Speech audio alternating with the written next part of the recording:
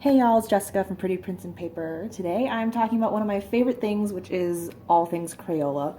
It's one of my most suggested, recommended pens that I tell people to get right away because I love them because they're affordable and pretty much accessible, at least in the United States. So I always ask people to start there. Today I'm talking about the broad tip, the super tip, the pipsqueaks, and these paintbrush tips.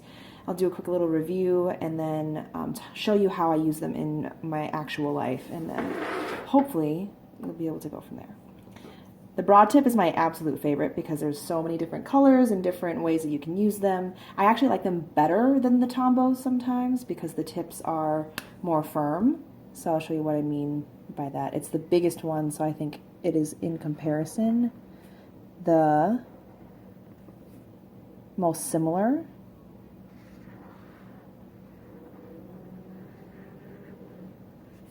I was introduced to Crayligraphy like a year ago from Colin Tierney Studios, and he does a lot of beautiful work on his Instagram if you want to check that out. But the things that you can do with this marker, and the tip is really firm so it bounces back pretty easily, whereas with the Tombow I have a harder time with the upstroke because the brush is so delicate. So if I draw the same,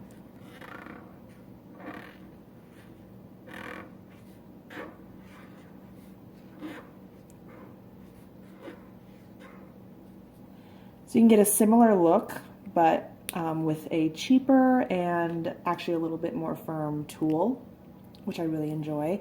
Every once in a while, when you push down, you start to see that curve in the tip, and you just turn it over, and then you get a fresh upstroke that looks a little easier to achieve than with the Tombow. There's so many different colors that I have from them, like the broad, the bold, and the classic, and the tropical colors. But there's also this like gel effects that it's supposed to show up on black paper. Unfortunately, did not work for me. So maybe I got a bad one or something. But I tried it on this black sheet of paper. It's not this one, but it's these here. You can see the shadows of where I wrote on it, but it didn't show up. So, unfortunately, wasted my money on those. Perhaps I got a bad one. I'm not sure. But that's the only bad broad tip experience that I've had with that.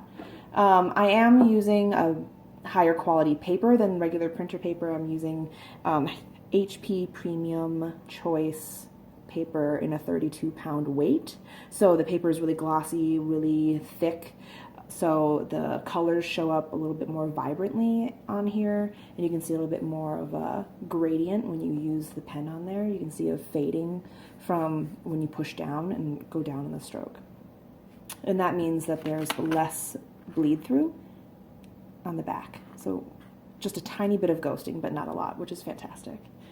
So that's the broad tip. I use it in a lot of my stuff. It is bigger though, so I don't have too many opportunities to write long form with it.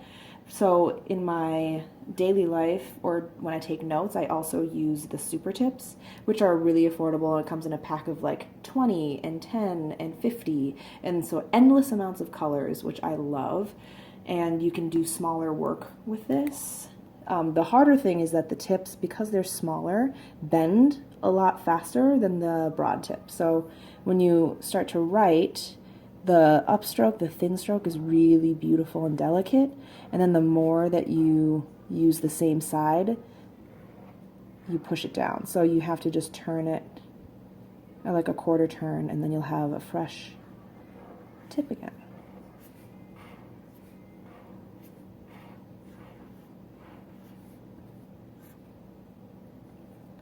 Which I love.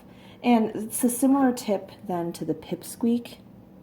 It's just that the pipsqueak is real tiny. And I thought I would like these, but the length of the tip is so short, actually, that it's kind of awkward sometimes because it rests right in the edge of my hand.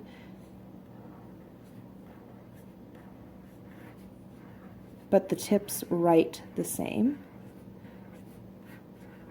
and are more portable. So if that is what matters more to you, then that might be worth it. But it's just a little bit of an awkward writing experience for me because it's shorter in the barrel. And then the thing that I love about these actually is that you can blend them together similarly to how you would blend the Tombow. And what I mean by that is if you take, for example, 2 broad tip markers. I'm going to use this teal and a blue. And what I've done is you take the lighter one and I've actually just colored right onto the top. And it works better if you have like 2 very contrasting colors, but I just color right on the top. And then using that same side, you can get a blended look.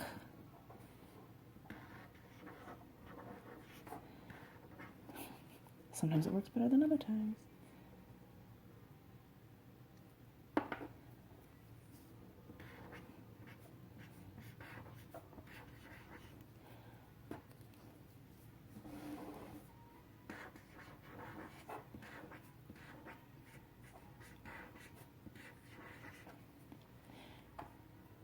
Or then you can do the other version where you take a plastic sheet, take the darker color, color it onto the plastic sheet, and then pick it up with the lighter marker, and then it'll write out, and you won't worry about staining the pen actually, because it'll just come off.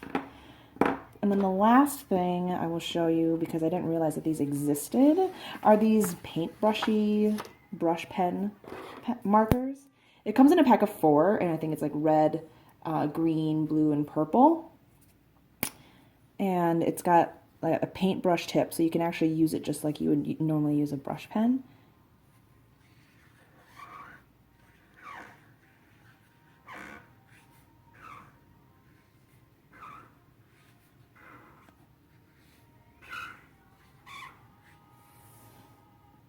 So it works similarly. I don't think it'll last very long given the quality of the tip of it, and it stays kind of bent a little longer, so the upstrokes are kind of difficult to achieve and it starts to fray a little faster. However, it is easy to use as a practice brush, and if you want to practice using big strokes, this is perfect for that. It's affordable. You can find it at Target and stuff like that. So it's easy to practice. They're really, really inky though, so you probably don't actually want to use it in like a notebook or anything like that, because even on the back of this you can see it is kind of wet compared to the other things.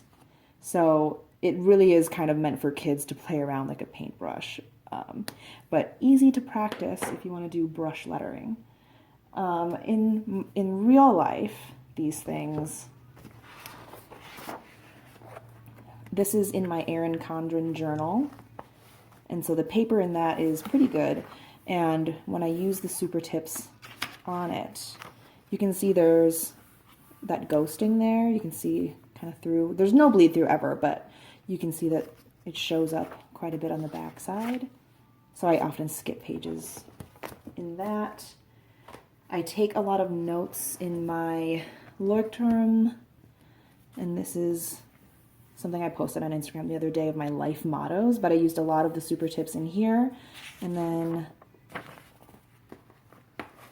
as you'd suspect, there's quite a bit of ghosting there because I used a lot on that page.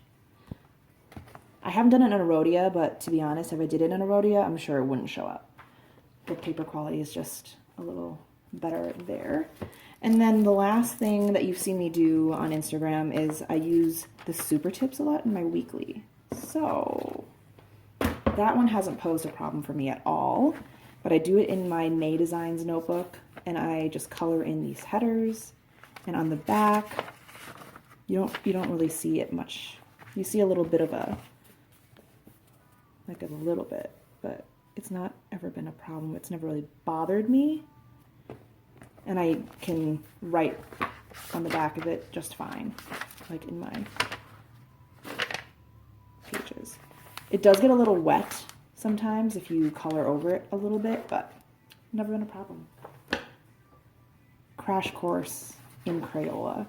Again, one of the most affordable ways to start lettering and one of my favorite things to do. So go ahead and check that out before you splurge on a ton of expensive markers and pens if you're just getting started. And I will try to do some more tutorials, but I hope that gets you started. The next thing you want to do is check out my other posts that have drills and lettering worksheets, and see where you can start practicing the basic strokes and getting familiar with the marker and how it wants to write, and then build words from there. And try them both. They write differently, and you can use them for different things. But those are some of my favorites. And if you like it, subscribe, share, whatever. But I hope that you enjoy it. I'll see you guys next time. Bye.